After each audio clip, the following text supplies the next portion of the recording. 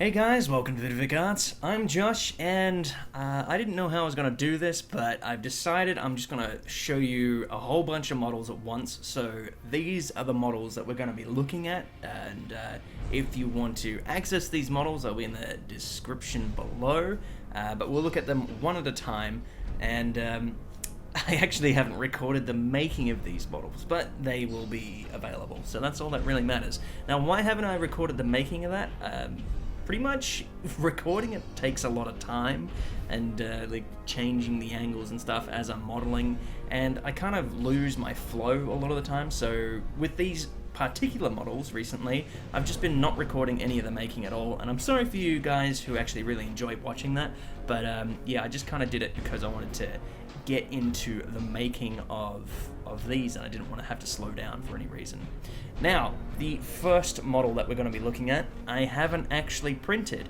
It is the Flamer Ork. Now, if you have seen this video right here,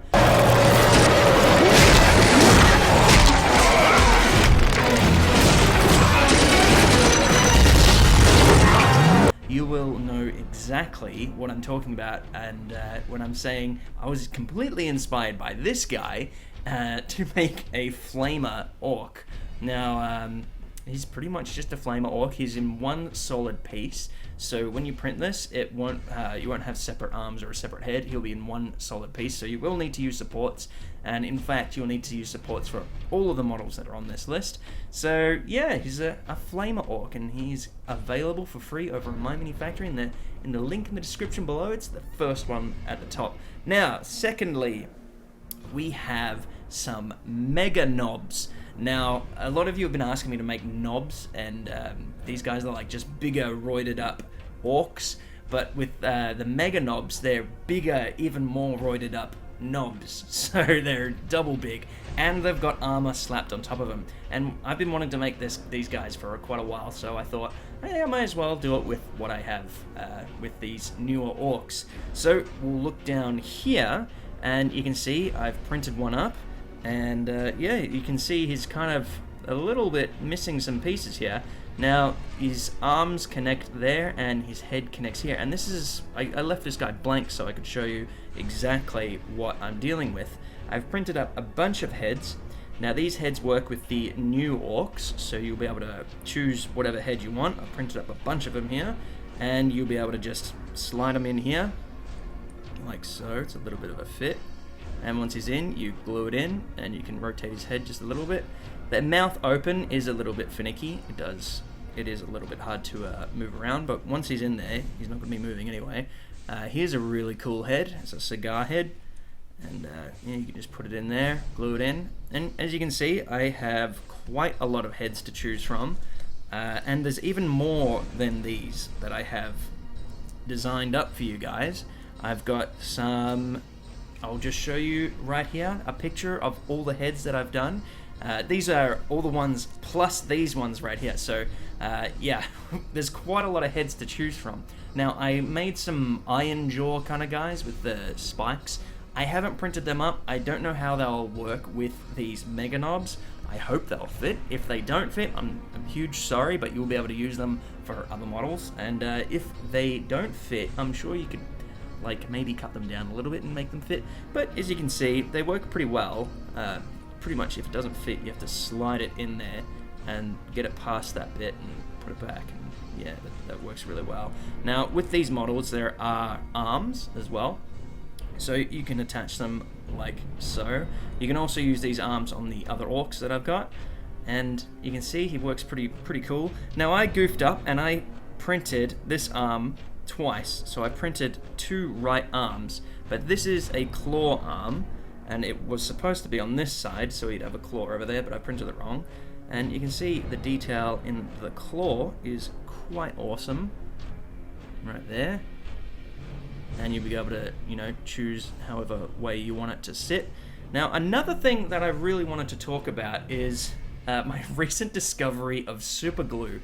So I've been against this stuff for a stupid reason, to be honest. When I was younger, I used to super glue my fingers together a lot just because I didn't know how to use the stuff. And I noticed that a lot of people that used super glue on model kits and stuff, it would leave like a kind of like a a matte white finish over certain spots. And I guess my friends didn't paint their models very well, because that's all I ever saw, and I didn't like the look of them. So I just thought, you know what, super glue is terrible. I'm not going to use it ever again. And I used this for a long time. This is a quick grip, and it's pretty much a contact adhesive. So you glue one side and then you glue the other side, and you kind of let them air out a little bit, and as soon as you touch them together, they'll stick. And you know, it works all right, but they have torn apart quite a lot in the past, and I've noticed they don't work. It does not work very well with resin prints. So I've opted for the cheapest super glue. I think I bought 2 of these for like 50 cents or something like that, something ridiculous. And this is the best glue I've ever used. I swear on my life, it's the best glue I've ever used, and it's the cheapest I've ever used as well. So when I'm gluing these guys together, I will be using super glue. And I've already glued some things together with this, and it's rock solid. So when I glue the arms together, I'll be using super glue from now on in all my videos. And yeah, so this is another thing I wanted to talk about. Now, I didn't record any of the making of this, but you can see here, this guy is pretty clean, minus that little crotch plate. I think it kind of screwed up the print there. But this is completely clean. It's kind of just taken straight out of Maya, and I printed it as is, and it was a really huge file, just because I think the body is actually inside there, and it kept all the polys, and it was extremely high poly. Now, I took it into Zbrush, and I've sculpted it up. I posed him differently and all that. And this is the other version. You can see there's just all these little dents and scratches. I think it'll show a lot better on a resin print as opposed to FDM. But you can still see those little details all over the shop.